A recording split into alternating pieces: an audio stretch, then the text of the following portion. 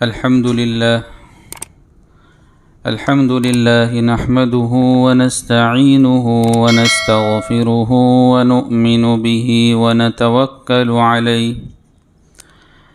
ونعوذ بالله من شرور أنفسنا ومن سيئات أعمالنا من يهده الله فلا مضل له ومن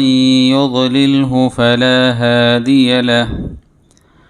ونشهد أن لا إله إلا الله وحده لا شريك له ونشهد أن سيدنا ومولانا محمدا عبده ورسوله أما بعد فأعوذ بالله من الشيطان الرجيم بسم الله الرحمن الرحيم ويل لكل همزة لمزة الذي جمع مالا وعدده يحسب أن ماله أخلده كلا لينبذن في الحطمة وما أدراك ما الحطمة نار الله الموقدة التي تطلع على الأفئدة إنها عليهم مؤصدة في عمد ممددة۔ یہ سورہ ہمزہ ہے، مکی صورت ہے، 9 آیتیں ہیں اس میں۔ اللہ رب العزت فرماتے ہیں بڑی خرابی ہے اس شخص کی جو پیٹھ پیچھے دوسروں پر عیب لگانے والا اور منہ پر طعنے دینے کا عادی ہو، جس نے مال اکٹھا کیا ہو اور اسے گنتا رہتا ہو۔ وہ سمجھتا ہے کہ اس کا مال اسے ہمیشہ زندہ رکھے گا، ہرگز نہیں، اس کو تو ایسی جگہ میں پھینکا جائے گا جو چورا چورا کرنے والی ہے، اور تمہیں کیا معلوم کہ وہ چورا چورا کرنے والی چیز کیا ہے؟ اللہ کی سلگتی ہوئی آگ جو دلوں تک جا چڑھے گی، یقین جانو وہ ان پر بند کر دی جائے گی، جبکہ وہ آگ کے لمبے چوڑے ستونوں میں گھرے ہوئے ہوں گے۔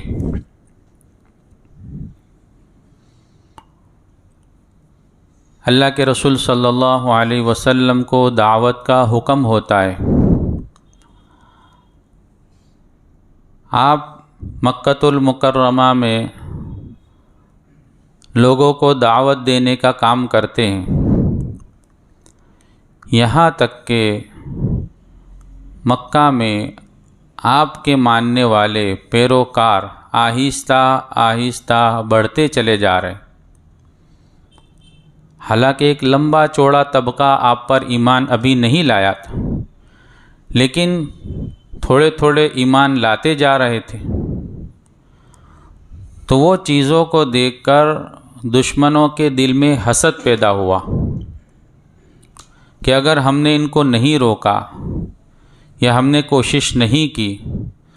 تو یہ محمد صلی اللہ علیہ وسلم کی دعوت ایک دن ہمیں ہماری سرداری کو ختم کر دے گی،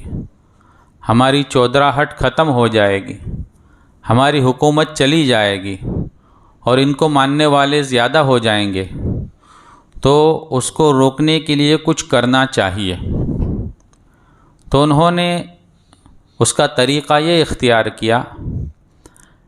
کہ اللہ کے رسول صلی اللہ علیہ وسلم اور صحابہ کے پیٹھ پیچھے غیبت کرنا شروع کیا، اور اس کے لیے باقاعدہ پروگرام رکھے جاتے تھے جس میں آپ کی اور آپ کے صحابہ کی غیبتیں کی جاتی، برائیاں کی جاتی، اور بعض لوگوں نے تو منہ پر طعنے دینا بھی شروع کیا۔ تو اس کی وجہ سے اللہ کے رسول صلی اللہ علیہ وسلم کو بڑی تکلیف ہوئی، جس کی تسلی کے لیے اللہ رب العزت نے یہ صورت نازل فرمائی۔ ان غیبت کرنے والوں اور طعنہ دینے والوں کے بعض روایتوں میں نام بھی آئے ہیں، لیکن یہاں چونکہ ان کا نام ذکر نہیں کیا گیا۔ اصولیین فرماتے ہیں، جو اصول بیان فرمانے والے ہیں تفسیر کے، وہ یوں فرماتے ہیں کہ کوئی آیت یا کوئی صورت کسی خاص آدمی کے متعلق اگر نازل ہوتی ہے تو وہ آیت اور صورت صرف اس کے ساتھ خاص نہیں ہوا کرتی، بلکہ وہ قیامت تک کے لیے امت کے ہر فرد کے لیے اس میں نصیحت ہوا کرتی ہے کہ جس طرح یہ برائیاں ان کے اندر موجود تھی، جس کی وجہ سے اللہ رب العزت نے ان کے لیے وعید نازل فرمائی، ان کے لیے جہنم کے عذاب کا ذکر فرمایا کہ یہ برائیاں وہ کرتے تھے، اس وجہ سے ان کو یہ عذاب ملے گا۔ تو اگر ان شخصوں کے بعد بھی اگر کوئی آدمی ان حرکتوں کو کرتا ہے، ان کرتوتوں کو کرتا ہے، ان کام کے اندر ملوث ہوتا ہے، تو اس کے لیے بھی یہ عذاب ابھی بھی موجود ہے، اس کے لیے بھی یہ وعید ابھی بھی ہے۔ ایسا نہیں ہے کہ یہ فلاں شخص کے لیے نازل ہوئی تھی، ان کے کرتوتوں کی وجہ سے نازل ہوئی تھی تو یہ ان کے ساتھ خاص ہے، بلکہ قیامت تک کے ہر فرد کے لیے جو شخص بھی ان کاموں کو کرے گا اس کے لیے وعید ابھی بھی ہے۔ پہلی بات تو یہ ہے کہ اگرچہ یہ وعید کافروں کے بارے میں نازل ہوئی، لیکن یہ حرکتیں ابھی مسلمانوں کے اندر بھی مبتلا ہوتی چلی گئی، اور وہ بھی ان برائیوں میں مبتلا ہو گئے، ان برائیوں کے اندر پھنس گئے۔ ان کافروں کے حالانکہ بعض روایتوں میں نام بھی آتے ہیں کہ ان میں سے ایک اخنس بن شریح، ولید بن مغیرہ، امیہ بن خلف، ابی بن خلف، یہ وہ حضرات ہیں جن کے بعض روایتوں میں نام بھی آئے کہ یہ سردار قسم کے لوگ تھے، اور وہ پروپیگنڈا کرتے تھے، وہ اس طرح کی حرکتیں کرتے تھے تاکہ لوگوں کے سامنے غیبت کی جائے، برائیاں کی جائے، جس کی وجہ سے لوگ جو ہے محمد صلی اللہ علیہ وسلم کی طرف متوجہ نہ ہو اور آپ کی بات نہ سنیں۔ جب آپ کی بات نہیں سنیں گے تو پھر ایمان بھی نہیں لائیں گے۔ تو پہلی ان کی حرکت اللہ رب العزت نے بیان فرمائی کہ وہ غیبت کرتے تھے۔ وَيْلٌ لِكُلِّ هُمَزَةٍ لُمَزَةٍ، بڑی خرابی ہے اس شخص کی جو پیٹھ پیچھے دوسروں کے عیب لگانے والا ہے۔ پیٹھ پیچھے عیب لگانا جس کو غیبت کہتے ہیں، یہ بڑی بری عادت ہے۔ جو بھی شخص اس میں مبتلا ہوگا اس کے لیے بھی خرابی ہے، اس کے لیے بھی بڑا عذاب ہے۔ غیبت کے متعلق اللہ رب العزت نے دوسری جگہ سورہ حجرات میں کھل کر اس کی برائی بیان فرمائی کہ غیبت کتنی خطرناک چیز ہے۔ وَلَا يَغْتَبْ بَعْضُكُمْ بَعْضًا أَيُحِبُّ أَحَدُكُمْ أَن يَأْكُلَ لَحْمَ أَخِيهِ مَيْتًا فَكَرِهْتُمُوهُ۔ اللہ فرماتے ہیں کہ غیبت مت کرو، بعضوں کی بعض لوگ غیبت نہ کرے۔ وَلَا يَغْتَبْ بَعْضُكُمْ بَعْضًا،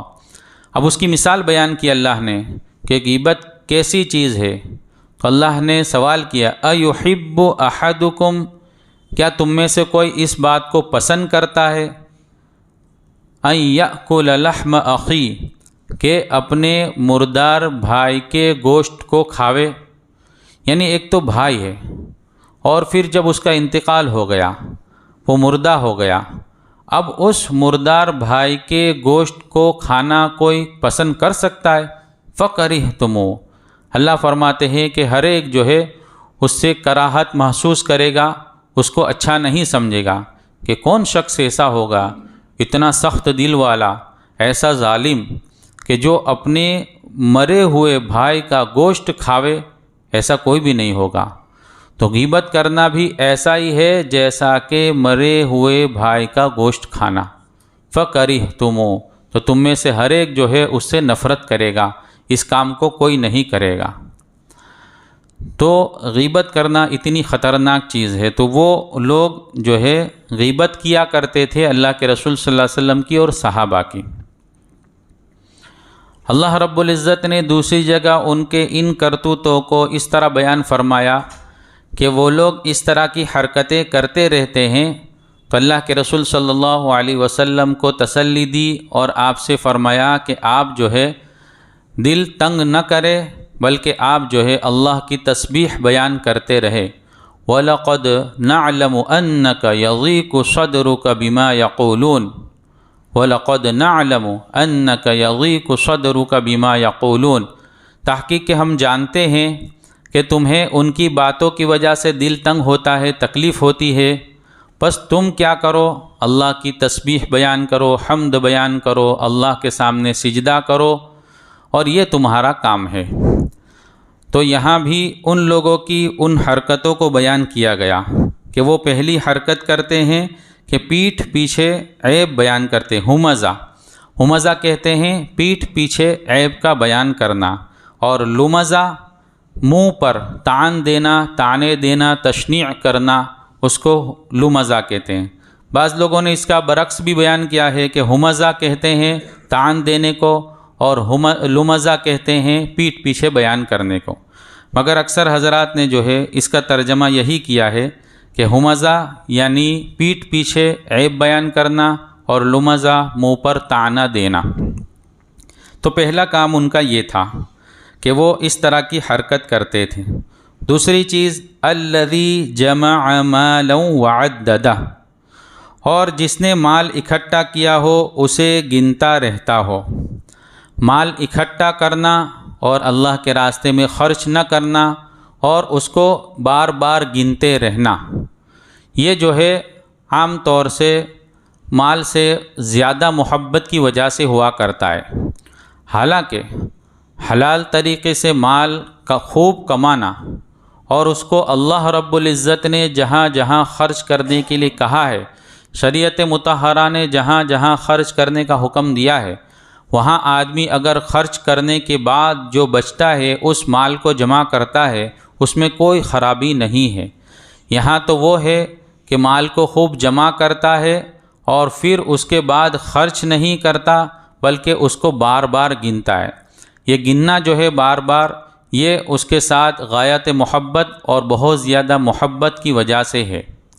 اور پھر اللہ آگے کی آیت میں فرماتے ہیں کہ وہ یہ سمجھتا ہے